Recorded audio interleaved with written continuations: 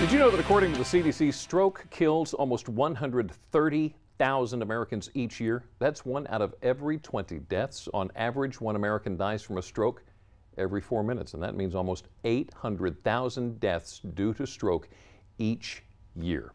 Now, when we're talking specific stroke cases, a majority of them are ischemic strokes, meaning blood flow to the brain is blocked. And stroke is a leading cause of serious long-term disability. And this is pretty alarming.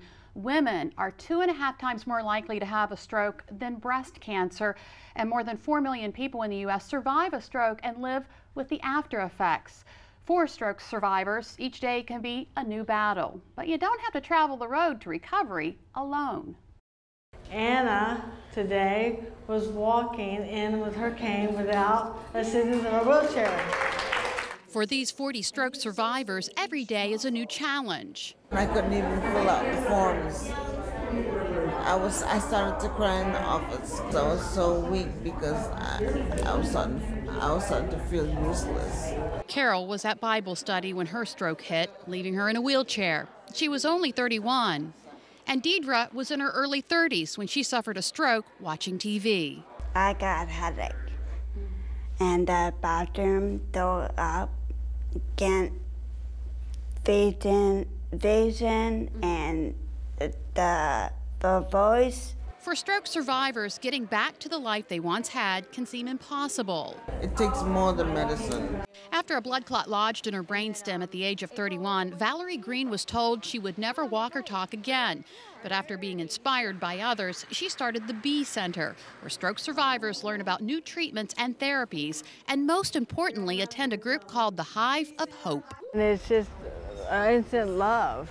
They fall into the same pothole you fell into on the road, and you want to reach and grab a hand. Myrna never misses since joining the group.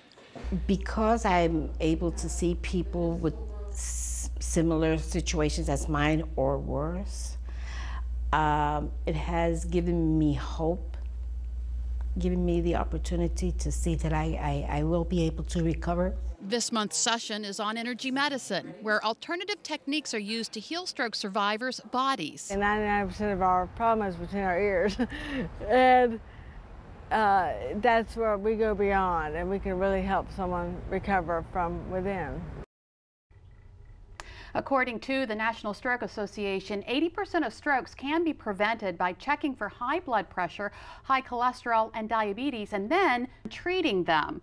You can also change your habits, including stopping smoking, limiting alcohol, and exercising regularly. Yeah, now let's make one thing perfectly clear. It's not only older men and women who are at risk for stroke. It can also affect kids. As a matter of fact, stroke is one of the top 10 causes of death in young kids. Health experts say pediatric stroke affects 25 in 100,000 newborns and 12 in every 100,000 children under the age of 18. Children at risk include newborns, especially full-term infants, and older children with particular blood or heart disorders. But there is hope.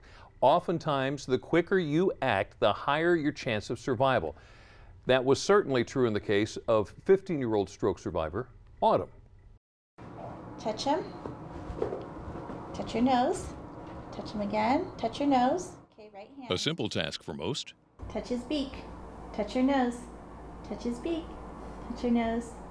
A major accomplishment for Autumn Voldrich. Very good. Great job.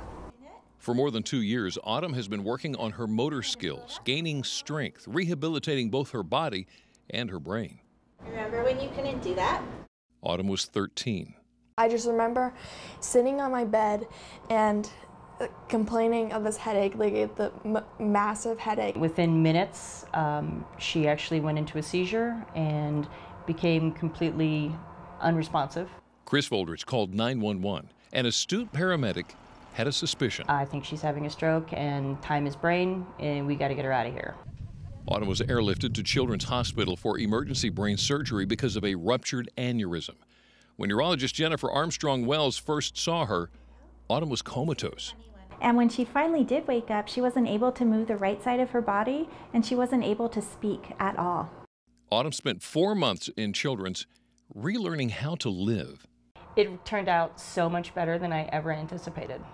You know, I thought she would have come home in a wheelchair. Autumn is sweet and quick to smile. She's come a long ways physically.